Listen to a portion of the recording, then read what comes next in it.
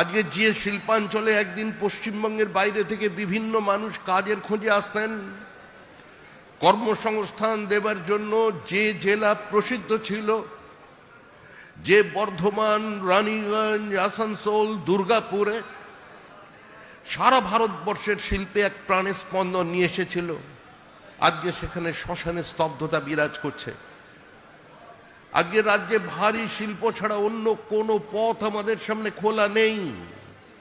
কিন্তু আজকে কোন পশ্চিমবঙ্গে আমরা দাঁড়িয়েছি?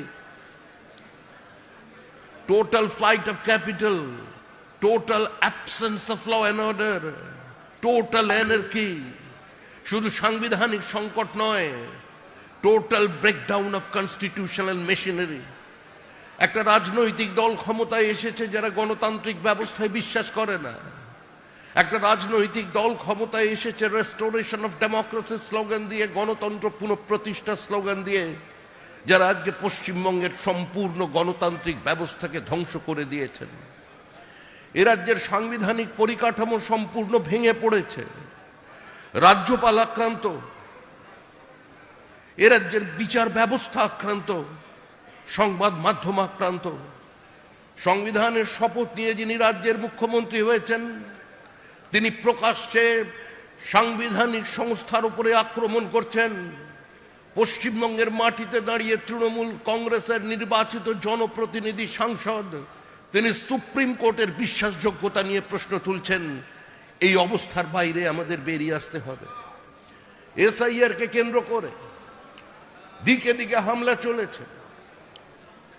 দিনের পর দিন নিজের প্রশাসনের রাজনীতিকরণের মধ্যে দিয়ে ডিএম, বিডিও, এসডিওদের কাজে লাগিয়ে এবং সম্পূর্ণ পুলিশকে দলীয় ফ্রন্ট হিসেবে ব্যবহার করে আজকে বিভিন্ন জায়গায় বিজেপি কর্মীদের ওপরে, বিজেপির হেল্প ক্যাম্পগুলোর ওপরে আক্রমণ চালানো হয়েছে।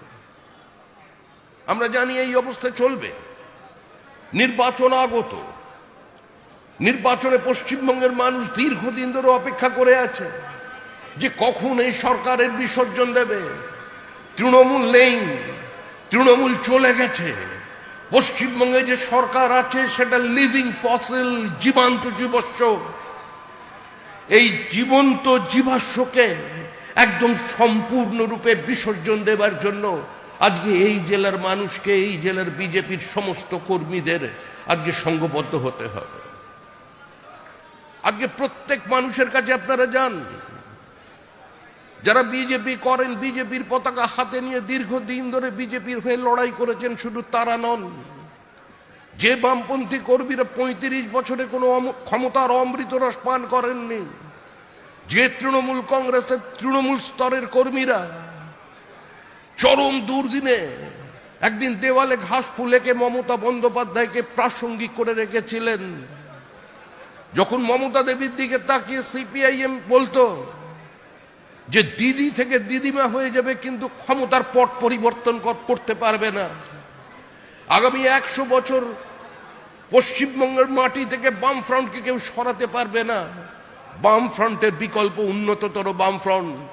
সেদিন যারা নিজেদের ঘাম রক্ত ঝরিয়ে মমতা বন্দ্যোপাধ্যায়কে পশ্চিমবঙ্গের রাজনীতিতে প্রাসঙ্গিক রেখেছিলেন, আজকে সেই সমস্ত কর্মীদের কাছে আহ্বান জানাচ্ছি, পশ্চিমবঙ্গকে বাঁচাতে, পশ্চিমবঙ্গকে পশ্চিম বাংলাদেশ না হতে দিতে আপনারা এগিয়ে আসুন, এই সরকারটাকে বিসর্জন দিন।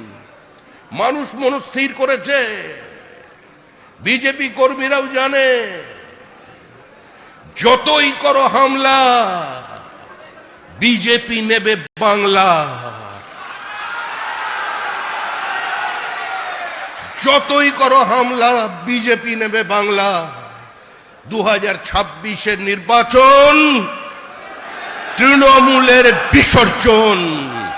তৃণমূল চলে গেছে, তৃণমূল চলে যাবে, তৃণমূল চলে যাচ্ছে, তৃণমূল নেই। যেটা ও আছে সেটা আবার বলছি জীবন্ত জীবাশ্ম। মমতা বন্দ্যোপাধ্যায় জানেন, আর তার জন্যই তিনি আক্রমণ করছেন। তিনি জানেন এই মাটির গন্ধ, তিনি জানেন যে তৃণমূলের বিদায় ঘন্টা বেজে গিয়েছে। এ ঘন্টা মৃত্যু ঘন্টা নয়। মসৃণ ভাবে ওই জগন্নাথ দেবকে সাক্ষী রেখে ওই পূর্ব মেদিনীপুর দেশপ্রাণ বীরেন শাসমলের মাটিতে মাতঙ্গিনীর মাটি দিয়েই ওই বঙ্গোপসাগরে এই সরকারের বিসর্জন হয়ে যাবে। তাই আজকের এই শোকসন্তপ্ত পরিবেশের মধ্যেও আমাদের এই কর্মীরা যারা এসেছেন প্রত্যেককে আন্তরিক অভিনন্দন জানাচ্ছি। প্রত্যেকে ভালো থাকবেন, আনন্দে থাকবেন, নির্ভয়ে থাকবেন। এই কালো অন্ধকার কেটে যাবে। সন্ত্রাস করে, হামলা করে কোনোদিন কোনো রাজনৈতিক শক্তির উত্থানকে কেউ কোনোদিন রুখতে করতে পারেনি। এই মাটিতেই দাঁড়িয়ে রবীন্দ্রনাথ লিখে গিয়েছেন যে রক্ত মাখা অস্ত্র হাতে যত রক্ত আঁখি, শিশু পাঠ্য কাহিনীতে থাকে মুখ ঢাকি।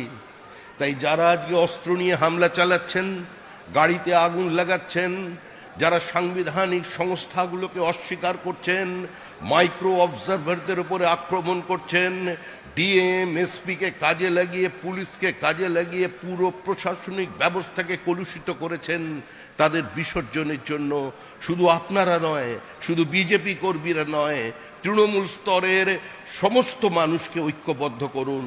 এই শিল্পাঞ্চলে এখনো পর্যন্ত দিকে দিকে যে বামপন্থী কর্মীরা আছেন, এখনো যারা বিপ্লব আসার অপেক্ষায় মাঝে মধ্যে শিহরিত হয়ে ওঠেন, তাই নো ভোট টু বিজেপিতে অংশগ্রহণ করে দয়া করে পিছনের রাস্তা দিয়ে তৃণমূল কংগ্রেসকে ক্ষমতায় ফিরিয়ে আনবেন না।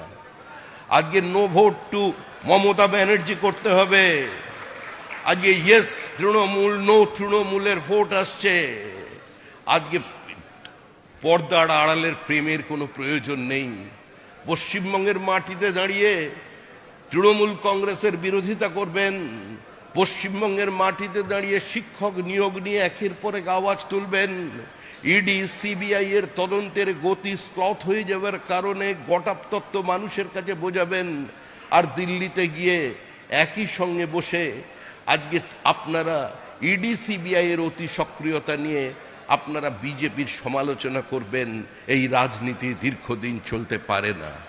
এই রাজনীতির বিরুদ্ধে সমস্ত মানুষকে আজকে এক হয়ে এই শিল্পাঞ্চলের মানুষের স্বার্থে, প্রান্তিক মানুষের স্বার্থে, এই যে মেধা বাইরে চলে যাচ্ছে, এত শ্রমিকের স্বার্থে, আজকে আপনাদের বর্ধমান জেলার কৃষক অন্য রাজ্যে গিয়ে কৃষি শ্রমিকের কাজ করছে, এই অবস্থার বিরুদ্ধে সংঘবদ্ধ হতে হবে, পরিবর্তন আনতে হবে। এই পরিবর্তন শুধুমাত্র রঙের পরিবর্তন নয়, শুধু জামার পরিবর্তন নয়, জামার ভিতরের মানুষটার পরিবর্তন আনতে হবে। তাই পশ্চিমবঙ্গ সারা ভারতবর্ষকে যেভাবে তারা আর্থসামাজিক উত্তরণের পথ দেখিয়েছিল, জ্ঞান বিজ্ঞানের আলো দেখিয়েছিল, এই মাটিতে দাঁড়িয়ে বহু মনীষী, বহু রাজনৈতিক গণ আন্দোলনের জন্ম দিয়েছেন। এই জেলার মাটিতে অহিংস এবং সহিংস আন্দোলন সমান্তরালভাবে ব্রিটিশ বিরোধিতার পথ দেখিয়েছে। এই জেলার মানুষ শান্তিপূর্ণভাবে তৃণমূলকে বিদায় দিন। কোনো বোমা লাগবে না, কোনো গুলির প্রয়োজন নেই, কোনো লাঠির প্রয়োজন নেই। তৃণমূলকে দেখলে না বলে দিন না। তৃণমূল মানে না, নো মিন্স